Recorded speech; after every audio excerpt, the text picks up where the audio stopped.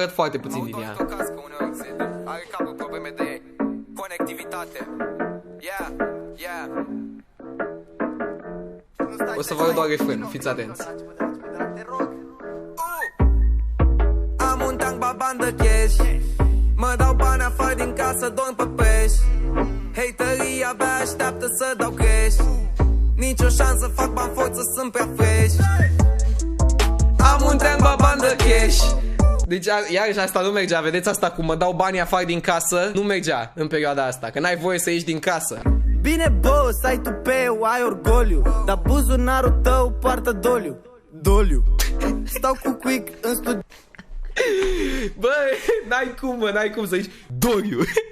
Nu cred că ne-am distrat la nicio piesă în studio cum ne-am distrat la piesa asta când am tras asta cu buzunarul tău poartă doliu. Doliu. Deci ceva. În continuare, fraților, am onoarea să vă prezint o piesă pe care